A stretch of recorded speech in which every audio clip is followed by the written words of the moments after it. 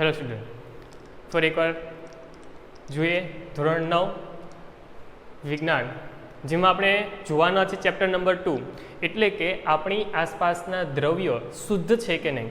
હવે સવાલ પહેલાં જ ઉઠાવી લીધો છે કે દ્રવ્ય શુદ્ધ છે કે નહીં. ચેપ્ટરમાં આપણે સમજવાનું છે કે તમારી પાસે રહેલા દ્રવ્ય, આપણે ચેપ્ટરમાં 1 ની અંદર દ્રવ્ય વિશે સમજ્યા. દ્રવ્ય પહેલાં તો દ્રવ્ય વિશેનો ખ્યાલ ક્લિયર કરીએ. તો સામાન્ય રીતે દ્રવ્યની વાત કરી ચેપ્ટર નંબર 1 ની અંદર, તો દ્રવ્યની 3 અવસ્થા. નંબર 1 ઘન અવસ્થા, બીજી અવસ્થા પ્રવાહી અવસ્થા અને એવી જ રીતે ત્રીજી અવસ્થા એટલે કે વાયુ અવસ્થા. આ બધી જ વસ્તુ આપણે તેની લાક્ષણિકતા સાથે જોઈ, તેના ઉદાહરણો સમજ્યા, એ બધી જ વસ્તુ ક્લિયર વસ્તુ સમજી. એ બધી વસ્તુ દ્રવ્ય વિશેની હતી. હવે દ્રવ્યનું નામ પડે છે એટલે આપણે બહુ બધા એક્ઝામ્પલો પણ જોયા છે. ઘન અવસ્થાના હોય, વાયુ અવસ્થાના હોય, કે પછી કોઈ પણ અવસ્થાને ધ્યાનમાં લઈને વાત કરતો હોય. તમારી પાસે દબાણ અને તાપમાનનો સંબંધ પણ જોયો કે કઈ અવસ્થા ક્યારે બદલાય છે, દબાણ બદલાય છે તો બદલાય છે કે પછી તાપમાન બદલાવાને કારણે બદલાય છે. એ બધી જ વસ્તુ દ્રવ્યને આધારે સમજી. તો આ વસ્તુ બધી સમજી તે કદાચ આપણે દ્રવ્યને આધારે સમજી, દ્રવ્યને સમજવા માટે સમજી. તો ચેપ્ટર નંબર 1 ને સમજ્યા પછી કદાચ આપણે જાણીએ છીએ તે મુજબ તમારી પાસે દ્રવ્યનો કોન્સેપ્ટ ક્લિયર છે. જો તમે દ્રવ્યને જાણો છો તો અને તો જ તમને મનમાં સવાલ ઉત્પન્ન થશે કે દ્રવ્ય શુદ્ધ છે કે નહીં. હવે સામાન્ય દૃષ્ટિકોણ પ્રમાણે જોવા જઈએ ને તો દ્રવ્ય જ્યારે નોર્મલ વ્યક્તિ પાસે જાય, એટલે દ્રવ્યનું એક એક્ઝામ્પલ આપી દઉં કે હું કહું છું પાણી છે. શું છે? પાણી. આપણે જાણીએ છીએ આ એક દ્રવ્ય છે જે સામાન્ય પ્રવાહી અવસ્થામાં છે, પરંતુ એક સામાન્ય વ્યક્તિ એમ કહેશે કે પાણી શુદ્ધ છે. પરંતુ વૈજ્ઞાનિક દૃષ્ટિકોણથી જ્યારે જોવા જઈશું ત્યારે પાણીની અંદર કોઈ અશુદ્ધિ છે કે નથી, તેની અંદર કોઈ અલગ પદાર્થ મિશ્ર છે કે નહીં, તે બધી વસ્તુ વૈજ્ઞાનિક દૃષ્ટિકોણથી વિચારવામાં આવે. તો જ્યારે વૈજ્ઞાનિક દૃષ્ટિકોણથી વિચારવા જઈએ ને તો ત્યારે શુદ્ધ પદાર્થ અથવા એમ કહી શકાય કે જ્યારે પણ શુદ્ધ દ્રવ્યની વાત કરવા જાઓ તો એની લાક્ષણિકતા કંઈક અલગ છે. તો વસ્તુને પહેલાં સમજવી પડશે કે દ્રવ્ય છે તો શું છે, એ વસ્તુ આપણે ક્લિયર સમજી. પરંતુ શુદ્ધ દ્રવ્ય છે તો એ શુદ્ધ દ્રવ્યને કઈ રીતે સમજી શકીએ? કેમ કે આપણે ચેપ્ટર નંબર 1 ની અંદર બહુ બધી વસ્તુ સમજી છે તે ફક્ત દ્રવ્યને આધારે સમજી છે, દ્રવ્યને સમજવા માટે કામકાજ કર્યું છે. હવે જે આપણે ચેપ્ટર નંબર 2 માં જે સમજવા જઈ રહ્યા છે તે શુદ્ધ દ્રવ્યને આધારે અથવા તો તેને રિલેટેડ જેટલા પણ શબ્દ છે તેને વસ્તુ સમજીશું. તો એકવાર ફટાફટ સમજીએ કે દ્રવ્ય શુદ્ધ છે કે નહીં. તો દ્રવ્ય શુદ્ધ છે કે નહીં સમજવા માટે પહેલાં તો સમજવું પડશે તમારે દ્રવ્યને શુદ્ધ અવસ્થામાં સમજીએ. ચાલો એક વસ્તુ ક્લિયર કરીને બોલી દઉં છું કે તમારી પાસે શુદ્ધ દ્રવ્યનું નામ પડે એટલે સ્વાભાવિક દૃષ્ટિકોણ જ્યારે તમારો છે તો એ નોર્મલ વ્યક્તિનો છે, એટલે કદાચ એમ જ કહેશો કે પદાર્થને જોઈને શુદ્ધ છે કે નહીં. હું એમ કહું છું કે તમારી પાસે મીઠું છે તો મીઠુંનું સિમ્પલ સ્વરૂપમાં શુદ્ધ છે એમ કહી શકાય, કેમ કે કોઈ પ્રકારની અશુદ્ધિમાં મિશ્ર કરેલી તમે નથી એટલા માટે. ચાલો હું તમને પાણી આપું છું, હવે તમે એને કહી નથી શકતા કે શુદ્ધ છે કે કોઈ પદાર્થમાં મિશ્ર કરીને આપી દીધું છે. હવે દ્રવ્ય શુદ્ધ છે કે નહીં તમે સિમ્પલ ક્લિયર પારદર્શક પાણી છે એટલે કહીને કહી દેશો કે તે શુદ્ધ છે? ના, હવે એમ ન કહી શકાય. એક્ઝામ્પલ તરીકે હું બોલું છું કે તમારી પાસે પાણી પ્લસ મીઠું છે. ખાસ સમજો. હવે તમારી પાસે શું છે? પાણી પ્લસ મીઠું. હવે પાણી પ્લસ મીઠું એક ચોક્કસ પ્રકારનું મેં બે માધ્યમ અથવા એમ કહી શકાય કે બે દ્રવ્ય મિક્સ કરેલા છે. બે દ્રવ્ય મિક્સ કરવા જાઉં છું તો કદાચ પારદર્શક પાણી જ તૈયાર થાય છે, પરંતુ શું તે શુદ્ધ દ્રવ્ય છે? પ્રશ્નાર્થ. તો કદાચ આપણે વાત કરીએ છીએ તે મુજબ તમારી પાસે પાણી પ્લસ મીઠું મિશ્ર કરીએ છીએ, શુદ્ધ પાણી જેવું વર્તન દેખાય છે, પરંતુ તે શુદ્ધ હોય એ જરૂરી નથી. તો એને વૈજ્ઞાનિક દૃષ્ટિકોણથી વિચારવું પડે છે. વૈજ્ઞાનિક દૃષ્ટિકોણ એટલે એવું કહી શકાય કે શુદ્ધ પાણી અથવા એમ કહી શકાય કે શુદ્ધ દ્રવ્ય ક્યારે બની શકે? તો એમ કહેવાય ડેફિનેશન આપતા કે શુદ્ધ દ્રવ્ય એટલે શું? તો કહી શકાય કે એક જ પ્રકારના દ્રવ્ય જેની અંદર હોય, સમજો ખાસ કરીને, એક જ પ્રકારના દ્રવ્ય જેની અંદર હોય તો અને તો જ તેને આપણે કહી શકીએ છીએ શુદ્ધ દ્રવ્ય. હવે એક જ પ્રકારના દ્રવ્યનો મતલબ શું છે? હું એમ પણ કહી શકું છું કે તમારી પાસે પાણી પ્લસ મીઠું છે તો સ્વાભાવિક છે કે અહીંયા બે પ્રકારના દ્રવ્ય તૈયાર થાય છે. બે પ્રકારના દ્રવ્ય એટલે પાણી જે સામાન્ય પ્રવાહી અવસ્થામાં છે, મીઠું જે સામાન્ય ઘન અવસ્થામાં છે, પરંતુ મિશ્ર થવાને કારણે કદાચ તે એકબીજાના માધ્યમને આધારે મિશ્ર થઈ ગયા છે, પરંતુ તે દ્રવ્યની અવસ્થામાં છે, પરંતુ જે દ્રવ્યનું સ્વરૂપ છે તે શુદ્ધ સ્વરૂપ કહી શકાય નહીં. તો ક્લિયર શબ્દમાં વાત કરું તે મુજબ તમે શુદ્ધ દ્રવ્યની ડેફિનેશન આપવા માટે જ્યારે જાઓ છો ત્યારે ક્લિયર વસ્તુ સમજવી જરૂરી છે કે દ્રવ્ય કયા સ્વરૂપનું છે, કયા સ્વરૂપમાં તે મિશ્ર થયેલું છે કે નથી મિશ્ર થયેલી, બધી જ વસ્તુને વિચારવી પડશે. એટલા માટે જ તેની લાક્ષણિકતાને ધ્યાનપૂર્વક કહેતો હોવ. તો અલગ અલગ લાક્ષણિકતા વિશે આપણે વાત કરીએ. ચાલો હવે શુદ્ધ પદાર્થની લાક્ષણિકતાની વાત કરવા જઈ રહ્યો છું. શુદ્ધ દ્રવ્યની લાક્ષણિકતા. નંબર 1, તમારી પાસે પહેલી લાક્ષણિકતા ખાસ કાળજીપૂર્વક જોઈ શકાય, સમજી શકાય તે મુજબ તમારી પાસે લાક્ષણિકતાની વાત કરું છું કે જ્યારે તમે દ્રવ્ય હોય તો એ દ્રવ્યની લાક્ષણિકતા કઈ કઈ છે. તો સ્વાભાવિક પ્રમાણે એમ કહી શકાય કે જે દ્રવ્યની લાક્ષણિકતા છે શુદ્ધ દ્રવ્ય, ખાસ શબ્દને એડ કરું છું, શુદ્ધ દ્રવ્ય. તો શુદ્ધ દ્રવ્યની લાક્ષણિકતા કેવી હોય તો કે એક જ પ્રકારના ઘટકમાંથી બનેલા હોવા જોઈએ. એક જ પ્રકારના ઘટકોના બનેલા હોવા જોઈએ. આ પેલી લાક્ષણિકતા તૈયાર થઈ. જેમ કે આપણે વાત કરી પાણી ને મીઠું. હું ફક્ત મીઠું આપતો હતો, તમે સમજી જતા હતા કે ફક્ત મીઠું છે, એક જ પ્રકારના દ્રવ્ય છે, એક જ પ્રકારના દ્રવ્ય હોય તો કહી શકાય છે કે તમારી પાસે એક જ પ્રકારના દ્રવ્ય છે. ધેટ મીન્સ કે તે શુદ્ધ દ્રવ્ય છે. બીજી વસ્તુ તૈયાર કરીએ. બીજો ભૌતિક ગુણધર્મને ધ્યાનમાં લઈને જ વાત કરું તો લાક્ષણિકતા કેવી હોવી જોઈએ તો કહી શકાય કે ભૌતિક પ્રક્રમ દ્વારા અન્ય પ્રકારના દ્રવ્યો સાથે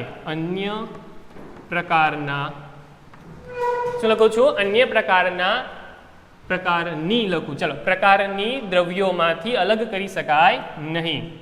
દ્રવ્યોમાંથી અલગ કરી શકાય નહીં. હવે આ વસ્તુ પણ સમજો ખાસ કરીને. તમારી પાસે બે મિશ્ર કરેલા પ્રવાહી છે, હું પ્રવાહી બોલું છું, કોઈ અલગ એક્ઝામ્પલ આપેલું એક્ઝામ્પલ યોગ્ય રીતે ધ્યાનમાં લઈને પણ કામકાજ કરી શકું. ચાલો એને જ ધ્યાનમાં લો કે જેથી વધુ સરળતાથી સમજાય તમને. તમારી પાસે ભૌતિક અવસ્થા અલગ અલગ છે. આ કઈ અવસ્થા હતી? પ્રવાહી અવસ્થા. આ અવસ્થા કઈ છે? યસ, ઘન અવસ્થા. ભૌતિક અવસ્થા કેવી છે? અલગ અલગ. એટલે એમ લખ્યું છે કે ભૌતિક પ્રક્રમ અલગ અલગ છે. ભૌતિક પ્રક્રમ દ્વારા અન્ય પ્રકારની દ્રવ્યોમાંથી અલગ કરી શકાતા નથી. ધેટ મીન્સ કેમ કહેવા માંગુ છું કે તમારી પાસે જ્યારે આનું મિશ્ર થયેલું એક પાણી તૈયાર થાય છે તો એમ કહીશ કે જે મીઠાવાળું પાણી જે છે હવે જે બનતું હોય તે બે મિશ્ર કર્યા પછી પાણી જ સ્વરૂપમાં રહેશે. ઓકે, જે સામાન્ય પ્રવાહી અવસ્થામાં જ રહેશે. પરંતુ શું તમે જાણો છો તે જ મુજબ મીઠું આમાંથી દૂર કરવું અથવા તો મીઠાને અલગ કરવું પોસિબલ છે? નથી. તો સિમ્પલ વસ્તુ છે કે તમારી પાસે જે દ્રવ્ય છે એ દ્રવ્ય એટલે કે મીઠું જે સામાન્ય રીતે પ્રવાહીમાં ચાલ્યા ગયા પછી તેને અલગ કરી શકાતું નથી. એટલે લખ્યું છે કે દ્રવ્યમાંથી અલગ કરી શકાતા નથી. ચાલો મુદ્દા નંબર 3 પર આગળ વધું તો લખી શકાય અથવા સમજી શકાય કે શુદ્ધ દ્રવ્યનું બંધારણ સમગ્ર રીતે એક સમાન હોય છે. કેવું હોય છે? શુદ્ધ રીતે જ્યારે તમે વિચારતા હો શુદ્ધ દ્રવ્યનું તો કે શુદ્ધ દ્રવ્યનું બંધારણ કેવું હોય છે? બંધારણ એક સમાન છે. કેવું છે? એક સમાન. મતલબ એવું કહી શકું છું કે તમારી પાસે જે પણ દ્રવ્ય છે એ સંપૂર્ણ રીતે મિશ્ર થયેલું હશે કે પછી એકલું હોય તો પણ એમ કહી શકાય કે તે એક સમાન છે. એક્ઝામ્પલ આપો કે જે તમે વધુ સરળતાથી સમજી શકો છો. હવે તમે જે પાણીમાં મીઠું નાખતા હતા ને તો મીઠું નથી નાખવું. હવે હું પાણીમાં શું નાખું છું ખબર છે? રેતી નાખું છું. મેં પાણી લીધું અને તેની અંદર મેં નાખી દીધી રેતી. ખાસ સમજો, પાણીની અંદર મેં નાખી દીધી રેતી. તો પાણી પ્લસ રેતી જ્યારે મિશ્ર થાય છે ને તો એ પાત્રના તળિયે તમે જાણો છો તે મુજબ તે પાત્રના તળિયે આ પ્રવાહી સ્વરૂપમાં તમારી પાસે રહેલું પાણી પણ પાત્રના તળિયે છે ને નીચે રેતી તમને જમા થયેલી જોવા મળે. હવે આ વસ્તુ ક્લિયર છે કે એક સમાન તો પહેલાં તો છે નહીં, કેમ કે આપણે વાત કરી તે મુજબ એક સમાન હોવું જોઈએ. તો પાણી પ્લસ રેતી જ્યારે મિશ્ર કરું છું તો સ્વાભાવિક દૃષ્ટિકોણ છે કે તમારી પાસે એક સમાન રીતે તમને જોવા મળતું નથી. ઓકે, તો એને ક્લિયર શબ્દમાં વાત કરું તે મુજબ તમારી પાસે જે પદાર્થ એટલે કે જે દ્રવ્ય રહેલો છે દ્રવ્ય એ શુદ્ધ હોઈ શકે નહીં. ક્લિયર? વસ્તુ સમજાય છે તમને? ચાલો છેલ્લી લાક્ષણિકતા વિશે વાત કરતા લખી શકું છું. ખાસ કરીને છેલ્લી લાક્ષણિકતા સમજી શકાય કે પ્રાપ્તિ સ્થાનો. ખાસ કરીને સમજવું અને વાક્ય બોલું તે ખાસ આ મુજબનું છે કે પ્રાપ્તિ સ્થાનો ભલે ગમે તે હોય પરંતુ તેના ગુણધર્મ કેવા હશે? એક સમાન હશે અથવા એમ કહી શકાય કે એક જ સરખા છે. પ્રાપ્તિ સ્થાન કોઈ પણ હોવા છતાં તેના ગુણધર્મ એક સમાન છે. કેવા છે? એક સમાન છે. હવે ખાસ સમજો, તમારી પાસે એક સમાન ગુણધર્મ હોવાનો મતલબ શું છે? જેમ કે ફરી એકવાર એક્ઝામ્પલમાં મીઠું જ લઉં છું, મીઠું જ વિચારું છું. હવે સમુદ્ર સપાટી પરનું મીઠું છે. હવે તમે સુરતમાં રહ્યો છો અને સુરતમાં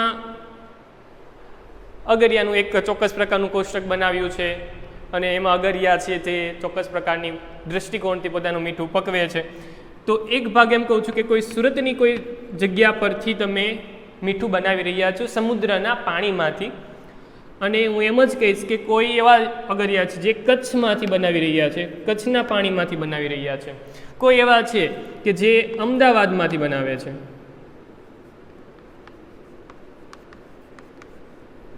ઓકે, તો આમ તમારી પાસે જે પણ ભાગ તૈયાર થાય છે તે અલગ અલગ 3 સિટી મેં બતાવ્યા, પરંતુ જ્યારે મીઠાનો ભાગ તૈયાર થતો હોય તો મીઠાનો ભાગ સામાન્ય સરખો રહેશે, તેના ગુણધર્મ સમાન રહેશે. તો એ વસ્તુ દર્શાવવા અહીંયા જઈ રહ્યો હતો કે પ્રાપ્તિ સ્થાન કોઈ પણ હોવા છતાં પણ તેમના ગુણધર્મ એક સમાન હોવા જોઈએ. દેટ મીન્સ કે તે પોતાનો ગુણધર્મ છોડવાના નથી. ક્લિયર? તો આ હતા તેના 3 અલગ અલગ ગુણધર્મ. ચાલો, તો એને વસ્તુ ખાસ કરીને તમે સમજ્યા હશો. તો એ જ વસ્તુને ધ્યાનમાં લઈને આપણે આગળ વધીએ. ફરી એકવાર એ મુદ્દાઓને ખાસ કાળજીપૂર્વક સમજીએ. શુદ્ધ દ્રવ્યની લાક્ષણિકતા શું કહેવા માંગે છે? નંબર 1 કે એક જ પ્રકારના ઘટક બનેલા હોવા જોઈએ. નંબર 2, ભૌતિક પ્રક્રમ દ્વારા અન્ય પ્રકારની દ્રવ્યોમાંથી અલગ કરી શકાતા ન હોવા જોઈએ. એકવાર મિશ્ર થઈ ગયા પછી તેને અલગ કરી શકાતા ન હોવા જોઈએ એવું કેવા સમજાવવા માંગે છે. ત્યારબાદ એવું કહે છે કે શુદ્ધ દ્રવ્યનું બંધારણ એક સમાન છે. કેવું છે? એક સમાન. જે મેં તમને ફરી એકવાર એક્ઝામ્પલ દ્વારા સમજાવ્યું હતું કે કઈ રીતે તે એક સમાન હોવું જોઈએ, ક્યારે તે શુદ્ધ બની શકે છે. અને તેવી જ રીતે જ્યારે પ્રાપ્તિ સ્થાનની વાત કરવા જઈએ તો પ્રાપ્તિ સ્થાન કોઈ પણ હોવા છતાં પણ તે સામાન્ય દ્રષ્ટિકોણ મુજબ એક સમાન ગુણધર્મ પ્રમાણે કામકાજ કરતા હોવા જોઈએ. ક્લિયર? તો આટલી વસ્તુ જો તમને સમજાય છે તો જ હું આગળ વધી શકું છું શુદ્ધ દ્રવ્યને કામકાજને ધ્યાનમાં લઈને. હવે એક વસ્તુ ક્લિયર આપણે દર વખતે બોલીએ છીએ અને સમજીએ છીએ એ છે મિશ્ર કરતા. એક કરતાં વધુ આપણે દ્રવ્યને મિશ્ર કર્યા. તો પહેલાં તો સવાલ મનમાં થવો જોઈએ કે સર આ મિશ્રણ શું છે? હવે સવાલ મનમાં થયો હોવો જ જોઈએ, તો આપણે એ સવાલને ક્લિયર કરીએ. હવે સવાલ એવો છે કે મિશ્રણ. હવે મિશ્રણ એટલે શું? તો ક્લિયર વસ્તુ છે કે જ્યારે પણ તમે 2 કે તેથી વધારે 2 અથવા વધારે પ્રકારના શુદ્ધ દ્રવ્ય, ખાસ કરીને કાળજીપૂર્વક લખું શબ્દ, તો એ છે શુદ્ધ દ્રવ્ય, તત્વો અથવા સંયોજન. હવે તત્વ અને સંયોજનનો ગુણધર્મનો જે પણ ખ્યાલ છે તે પણ આપણે અહીંયા યોગ્ય રીતે મેળવવો પડે. તત્વ અથવા હોય શું? સંયોજનો હોય અને કોઈ પણ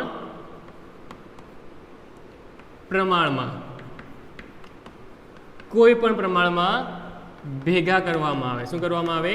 ભેગા કરવામાં આવે. તો ભેગા કરવાથી મળતા પદાર્થને શું કહેવામાં આવે છે? મિશ્રણ કહેવામાં આવે છે. શું કહેવાય છે? મિશ્રણ. ક્લિયર? તો મિશ્રણની ડેફિનેશન આપણે શું લખી કે 2 અથવા વધારે પ્રકારના શુદ્ધ તત્વો અથવા સંયોજન કોઈ પણ પ્રમાણમાં મિશ્ર કરો છો, ભેગા કરો છો, તો તે તૈયાર થતા પદાર્થને મિશ્રણ કહેવાય છે. મિશ્રણના તો બહુ બધા ઉદાહરણો છે. જેમ કે એક સામાન્ય ઉદાહરણ લખું તો એમ કહી શકાય કે સામાન્ય ઉદાહરણના ભાગ સ્વરૂપે લખીશ દૂધ. શું લખું છું? દૂધ. સર દૂધ એ કેમ મિશ્રણ છે? એ તો એક સિમ્પલ ભાગ છે ને? ના, એ મિશ્રણનો જ એક પ્રકારમાં રહેલો એક ભાગ છે. કેમ કે દૂધની અંદર પાણી હોઈ શકે છે, તેની અંદર ચરબી છે, તેની અંદર પ્રોટીન છે. ઓકે ને? તો આવા નાના નાના ઘટકોથી તૈયાર થતો એક ભાગ એટલે દૂધ છે, જે સામાન્ય મિશ્રણના ભાગ સ્વરૂપે લઈ શકું. એવી જ રીતે હું ભાગમાં લઉં તો એમ કહી શકાય કે દરિયાનું પાણી. ઓકે, દરિયાનું પાણી. હવે જે દરિયાનું પાણી જે છે એ સામાન્ય પ્રમાણે એમ કહીશ કે તેમાં તો પહેલો નંબર 1 કે પાણી પોતે ખુદ છે. હવે તેની સાથે મિશ્ર થયેલા ઘટકો અલગ અલગ હોઈ શકે, જેમ કે ખનિજ દ્રવ્ય છે, ખનિજ છે, નંબર 3 આગળ વિચારવું તો એમ કહી શકાય કે અલગ અલગ માટીનું સ્વરૂપ છે, માટીનું ભાગ છે. ઓકે, તો આમ અલગ અલગ તમારા જે પણ તત્વ જે પણ છે અથવા તો સંયોજન છે એ મિશ્ર થઈને એક ભાગ બનાવે છે. એ ભાગ એટલે મિશ્રણ. શું નામ આપ્યું તેને આપણે? મિશ્રણ. હવે શબ્દને ખાસ કાળજીપૂર્વક લેવાનો છે, સમજવાનો છે, કેમ કે આગલા ધોરણોમાં પણ જ્યારે પણ મિશ્રણનું નામ પડે છે તો અલગ અલગ પ્રકારના મિશ્રણોની બાબત તૈયાર કરવી પડે છે, ત્યારે સમજવી જરૂરી બને છે. ધાતુનું મિશ્રણ હોઈ શકે છે અથવા કોઈ નાના નાના પદાર્થનું મિશ્રણ હોઈ શકે છે. મતલબમાં દ્રવ્ય બદલાતું હશે અને દ્રવ્ય અનુસાર તમારી પાસે જે મિશ્રણનું પ્રમાણ છે અથવા એમ કહી શકાય કે જે મિશ્રણ છે તેની પ્રકૃતિ બદલાતી હોય છે. તો એ પ્રકૃતિને આપણે સમજવી પડે. તો અત્યારે હું એક ભાગ દર્શાવવા જઈ રહ્યો છું એટલે એમ કહેવા જઈ રહ્યો છું કે મિશ્રણ જે પણ પદાર્થ છે તે સામાન્ય ઘટક કણોના એક ચોક્કસ પ્રકારનું સમુચિત ભાગ છે. એટલે તો એમ કહી શકાય કે બેથી પ્રકાર અથવા બેથી અથવા વધારે પ્રકારના શુદ્ધ તત્વો અથવા સંયોજનો અથવા બોલું દ્રવ્યો ભેગા મળીને કોઈ ભાગ બનાવે તેને આપણે મિશ્રણ કીધું છે. એક નાનો એવો ગુણધર્મ લખું તો એ ગુણધર્મ એવો હશે કે મિશ્ર થયેલા પદાર્થો પોતાના મૂળભૂત ગુણધર્મને જાળવી જ રાખશે. અને લખું છું મૂળભૂત ગુણધર્મો જાળવી રાખે છે. શું કરે છે? ચાલો લખું, જાળવી રાખે છે. ક્લિયર? તો ક્લિયર વસ્તુ છે કે તમારી પાસે જો પદાર્થ ભેગા થશે તો એનો ગુણધર્મ બદલાવાનો નથી. તો આ વાત આપણે કેની કરી રહ્યા છીએ? મિશ્રણની વાત કરી રહ્યા છીએ. તો મિશ્રણમાં સામાન્ય રીતે બે પ્રકાર પડે છે. કેટલા પ્રકાર પડે છે? બે પ્રકાર. હવે આ જે પ્રકાર મેં પાડ્યા ને એ સામાન્ય દ્રષ્ટિકોણ ઘટક કણોના સ્થાનને આધારે છે. ઘટક કણોના સ્થાનને આધારે હું અત્યારે પાડી રહ્યો છું. ઘટક કણોના સ્થાનને આધારે મિશ્રણના પ્રકાર.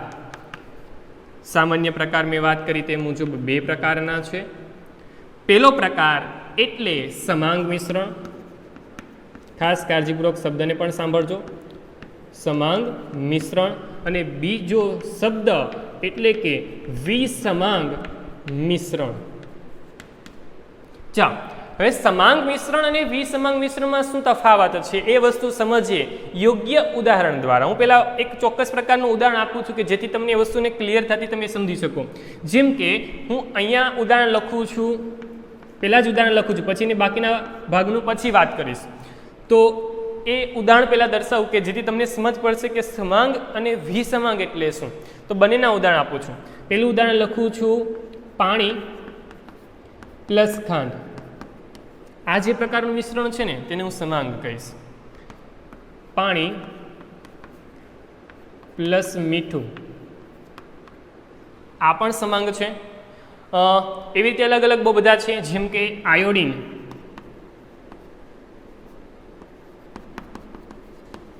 Plus alcohol. ઓકે, આ બધા એવા ઉદાહરણો છે કે જે સામાન્ય પ્રકારમાં સમાંગ મિશ્રણનું ઉદાહરણ કહી શકાય. પરંતુ જ્યારે વિસમાંગમાં જાઉં ને, હવે ખાસ આની કમ્પેરિઝનમાં ઉદાહરણ જોતા જજો. રેતી પ્લસ ખાંડ. એક જ ઉદાહરણમાં તમે સમજી ગયા હશો કે અહીંયા ને અહીંયા શું ફેરફાર છે.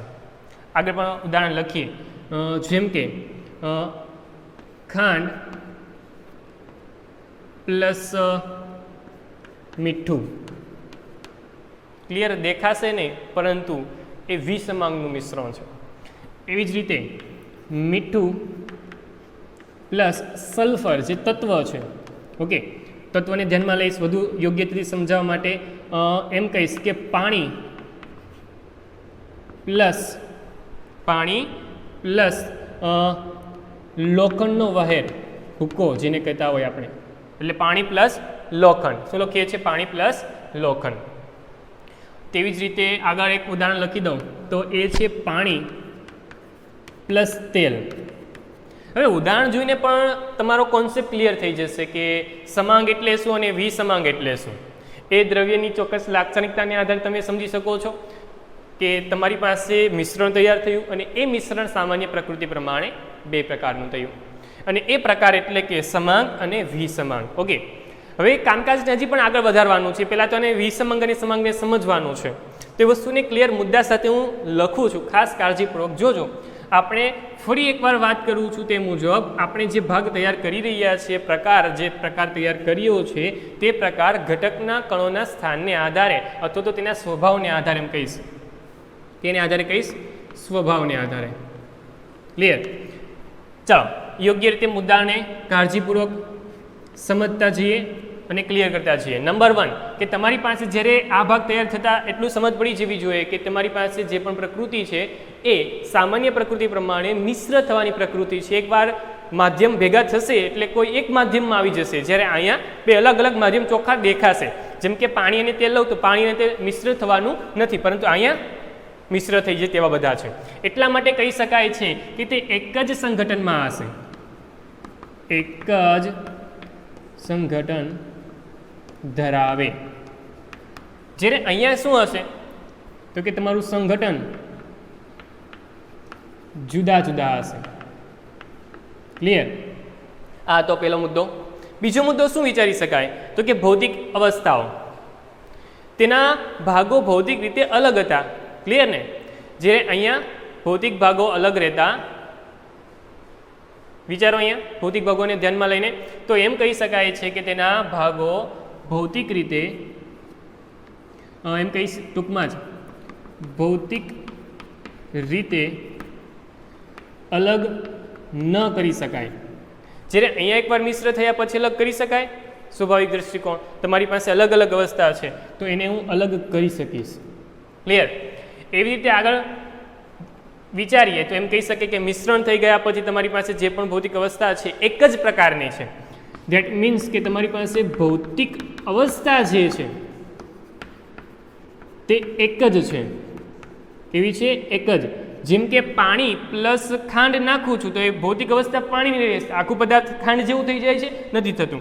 એવી રીતે પાણી પ્લસ મીઠું નાખું છું તો આખું દ્રાવણ જે છે એ પાણીના સ્વરૂપમાં આવી જાય છે, મીઠાના સ્વરૂપમાં આવતું નથી. ધેટ મીન્સ કેમ કહેવા માગું છું, આ ઘન અવસ્થા છે, આ પ્રવાહી અવસ્થા છે, તો ઘન અવસ્થા અથવા તો પ્રવાહી અવસ્થા બેમાંથી એકના સ્વરૂપમાં રહેશે. પરંતુ જ્યારે અહીંયા વાત કરવા જાઓ તો સરળતાથી એમ કહેવા જઈશ કે ખાંડ અને મીઠું, અથવા એમ કહી દઉં કે રેતી અને ખાંડ. રેતી અને ખાંડનું વિચારો એટલે વધુ સરળતાથી સમજાય. રેતી અને ખાંડ એકબીજા મિશ્ર થશે નહીં, પરંતુ મિક્સ કરેલી છે એટલે લાગશે કે મિશ્ર થયેલી છે. એને અલગ કરવું થોડુંક ડિફિકલ્ટ થઈ જશે. તો મિશ્ર થયા બાદ પણ તેને અલગ કરવાની અવસ્થા તેનામાં હોય છે, અથવા એમ કહી શકાય કે તે ભૌતિક અવસ્થા અલગ અલગ હશે. ભૌતિક અવસ્થાઓ તેની અલગ અલગ છે. કેવી છે? અલગ અલગ. ક્લિયર? તો આ મુદ્દાઓ આપણે સરળતાથી સમજ્યા. સમાંગ મિશ્રણ અને વિસમાંગ મિશ્રણ. સમાંગ મિશ્રણ અને વિસમાંગ મિશ્રણમાં સિમ્પલ 3 મુદ્દા જોયા. એક જ પ્રકારનું સંગઠન હશે, અહીંયા સંગઠન જુદું જુદું હશે. તેના ભાગો સામાન્ય રીતે તેના ભાગો જે પણ તૈયાર થાય છે એ મિશ્ર થયા પછી અલગ કરી શકાતા નથી, પરંતુ અહીંયા અલગ કરી શકાય છે. જ્યારે સમાંગ મિશ્રણની વાત કરીશું એમ કહી શકાય છે કે ભૌતિક અવસ્થા એક જ પ્રકારની ફાઇનલી તૈયાર થવાની છે, એટલે કે જે પણ પદાર્થ ફાઇનલી બનવાનો છે એ એક જ સરખા રીતે તમને જોવા મળશે, પરંતુ અહીંયા શું છે? અલગ અલગ તેની અવસ્થા હોય છે. જેમ કે પાણી અને તેલ વિચારો, પાણી અને તેલ વિચારો, તો કદાચ જાણો છો તે મુજબ તમારી પાસે પાણી પ્લસ તેલ એ બે અલગ અલગ અવસ્થામાં જોવા મળશે. બંને અવસ્થા પાણી અને તેલ પ્રવાહી અવસ્થા છે, નો ડાઉટ, એમાં કોઈ શંકા નથી. પરંતુ પાણી અને તેલની જ્યારે વિચારણા કરીએ છીએ તો પાણી પ્લસ તેલ ભેગા મળે તો તે પણ એક પ્રવાહી અવસ્થા છે, પરંતુ બંનેના લેયર અલગ રહેશે. મતલબમાં તે બંનેની અવસ્થા અલગ અલગ રહે છે. આમ આપણે સમજી શકીએ છીએ કે જેની અવસ્થા સંપૂર્ણ રીતે મિશ્ર થતી નથી તેને આપણે સિમ્પલ શબ્દ આપ્યો વિસમાંગ. જે સમાન રીતે મિશ્ર થતા નથી પણ મિશ્ર છે, સમાન રીતે મિશ્ર થતા નથી પરંતુ મિશ્ર છે, એટલા માટે શબ્દ આપ્યો વિસમાંગ. પરંતુ જ્યારે સંપૂર્ણ રીતે મિશ્ર થઈ જાય છે તો એને કહી દીધો સમાંગ મિશ્રણ. તો આપણે વાત કરી સ્વભાવને આધારે તમારા 2 પ્રકારની, સમાંગ મિશ્રણ અને વિસમાંગ મિશ્રણ. તો આ વાત આપણે કરતા હતા મિશ્રણની. પરંતુ તમારી પાસે ક્લિયર વસ્તુ એ છે કે તમે જ્યારે પણ તમે સમાંગ મિશ્રણની વાત કરો છો તો અહીંયા ચોક્કસ પ્રકારના દ્રાવણો તૈયાર થાય છે. દ્રાવણો તૈયાર થાય છે જે એક જ પ્રકારની કલામાં છે, તો એમ કહી શકાય એક જ પ્રકારના સંગઠનમાં છે. તો સિમ્પલ એક શબ્દ આવે છે ફરી એકવાર, દ્રાવણ. હવે ફરી એકવાર તમારા મનમાં સવાલ ઉત્પન્ન થવો જ જોઈએ કે સર દ્રાવણ શું છે? કેમ કે આપણે અત્યાર સુધીના ધોરણ સુધી ભણીએ છીએ ત્યાં સુધીમાં ક્યારે પણ દ્રાવણ નામનો શબ્દ આવ્યો હોય તો પણ સમજ્યા નથી. તો આજના નેક્સ્ટ ભાગ સ્વરૂપે અથવા એમ કહી શકાય કે નેક્સ્ટ ભાગની અંદર અથવા લેક્ચરની અંદર દ્રાવણ નામના શબ્દથી શરૂઆત કરીએ કે દ્રાવણ શું છે, વૈજ્ઞાનિક દ્રષ્ટિકોણથી આ દ્રાવણ એટલે શું. ક્લિયર? જે મિશ્રણના ભાગ સ્વરૂપે સમાંગ મિશ્રણના એક્ઝામ્પલમાં એમ કહી શકાય કે તે સામાન્ય રીતે પ્રકૃતિમાં દ્રાવણની પ્રકૃતિ ઉત્પન્ન કરે છે. જો દેખાય છે, આ બધા એવા જ સ્વરૂપો છે કે જે સામાન્ય રીતે જ્યારે નિપજમાં કોઈ જવાબ મળે છે, ખાંડ પ્લસ મીઠું નાખો છો, શું કર્યું? ખાંડ પર મીઠું નાખો છો એટલે શું થાય? તો દ્રાવણ બનાવશે. શું બનાવશે? દ્રાવણ. તો આમ ક્લિયર પ્રકૃતિ પ્રમાણે તમારી પાસે ખાંડ પ્લસ મીઠું જ્યારે ભેગું થાય છે તો દ્રાવણ બનાવે છે. તો દ્રાવણ શું છે? પ્રશ્નચિહ્નો, જેને આપણે નેક્સ્ટ લેક્ચરની અંદર ક્લિયર કરીશું, સમજીશું. તો ફરી એકવાર વાત ક્લિયર કરી દઉં. શુદ્ધ દ્રવ્ય શું છે? તો કે શુદ્ધ દ્રવ્ય એ દ્રવ્યો છે કે જેની પાસે એક જ પ્રકારના કણોની પ્રકૃતિ હોય, એક જ પ્રકારના કણોથી બનેલા હોય, તેને જ આપણે શુદ્ધ દ્રવ્ય કીધા. જો મિશ્ર સ્વરૂપમાં છે તો તેને મિશ્રણ કહીશું. શું કહીશું? મિશ્રણ કહીશું. તે શુદ્ધ દ્રવ્ય નથી. ક્લિયર? તેની લાક્ષણિકતા આપણે 4 મુદ્દામાં સમજી, ત્યારબાદ મિશ્રણને સમજ્યા, મિશ્રણની પ્રકૃતિને સમજી, તેને ધ્યાનપૂર્વક લઈને તેના સ્વભાવને આધારે 2 પ્રકાર પાડ્યા, સમાંગ મિશ્રણ અને વિસમાંગ મિશ્રણ, અને તેને ધ્યાનપૂર્વક લઈને તેના પણ મુદ્દાઓને આપણે સમજ્યા. તો આજના લેક્ચરમાં બસ એટલું જ. ફરી એકવાર ક્લિયર વસ્તુ કરી દઉં છું કે જેટલો પણ લેક્ચરમાં સમજીએ છીએ એને કાળજીપૂર્વક સમજો, વિચારો અને તમારા શબ્દમાં લખો. ક્લિયર? Thank you.